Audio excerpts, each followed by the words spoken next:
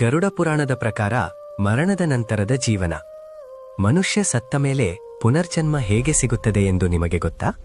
ಗರುಡ ಪುರಾಣದ ಪ್ರಕಾರ ಮನುಷ್ಯ ಮರಣ ಹೊಂದಿದ ನಂತರ ಯಮದೂತರು ಬಂದು ಆತ್ಮವನ್ನು ಯಮಲೋಕಕ್ಕೆ ಕರೆದುಕೊಂಡು ಹೋಗುತ್ತಾರೆ.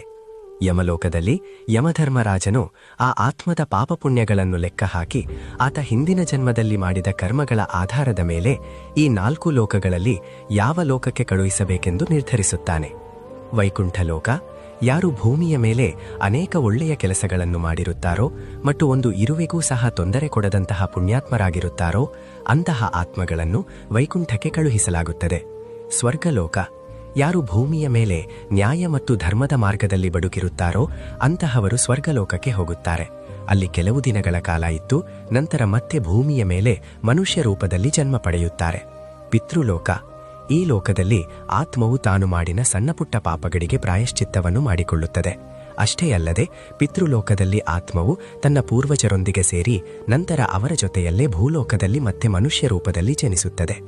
ನರಕಲೋಕ, ಕೊನೆಯದಾಗಿ ನರಕಲೋಕ, ಭೂಮಿಯ ಮೇಲೆ ಪಾಪಗಳನ್ನು ಮಾಡಿದವರು, ಮೋಸ ಮಾಡಿದವರು ಮತ್ತು ಮೂಕ ಪ್ರಾಣಿಗಳನ್ನು ಹಿಂಸಿಸಿದವರನ್ನು ಯಮದೂತರು ನರಕಕ್ಕೆ ಕರೆದುಕೊಂಡು ಹೋಗುತ್ತಾರೆ. ಅಲ್ಲಿ ಆತ್ಮಗಳು ತಾವು ಮಾಡಿದ ಘೋರ ಪಾಪಗಳಿಗೆ ತಕ್ಕ ಶಿಕ್ಷೆಯನ್ನು ಅನುಭವಿಸಿ ಆನಂತರ ಮತ್ತೆ ಭೂಮಿಯ ಮೇಲೆ 84 ಲಕ್ಷ ಜೀವಜಂತುಗಳಲ್ಲಿ ಯಾವುದಾದರೊಂದು ಪ್ರಾಣಿ ಅಥವಾ ಪಕ್ಷಿಯಾಗಿ ಜನ್ಮ ತಾಳುತ್ತವೆ.